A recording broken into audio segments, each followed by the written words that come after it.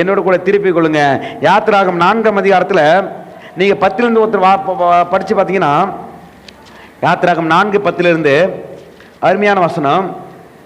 அங்கே மோசே ஊழியத்துக்கு அழைக்கும் பொழுது, அப்பொழுது மோசே கர்த்தரை நோக்கி, ஆண்டவரே, இதற்கு முன்னாவது தேவரீர் உமது அடியனோடு பேசுறதுக்கு பின்னாவது நான் வாக்கு வல்லவன் அல்ல, நான் திக்குவாயும் மந்தனாவும் உள்ளவன் என்றான். அப்பொழுது கர்த்தர் அவனை நோக்கி, ஆமென், 12 வசனம் வாசிக்கலாம். நீ போ, ஆதலால் நீ போ, நான் உன் வாயோடு இருந்து நீ பேச வேண்டியதை உனக்கு போதிப்பேன். எத்தனை சொல்றீங்க? யாரு போய் தேர்ந்தெடுக்காரு?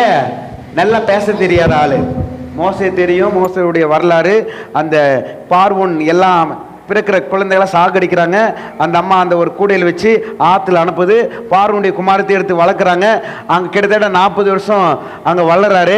பார்வோன் வீட்டில் இருக்கும்போது தேவன் அழைக்கவில்லை. அவர் வனாந்தரத்தில் 40 வருஷத்துக்கு ஓடி போகிற சூழ்நிலை நிமித்தமாக 40 வருஷத்தில் வனாந்தரத்தில் இருக்கும் பொழுது பார்வோனுடைய எந்த ஒரு பொருட்களும் அவர்கிட்ட இல்லை, எந்த ஒரு வசதியும் இல்லை, எந்த ஒரு காரியமே இல்லாத போது தான் வனாந்தரத்தில் ஆண்டவர் அழைக்கிறாரு, மோசே நீ ஊழியத்தை செய்ய வா.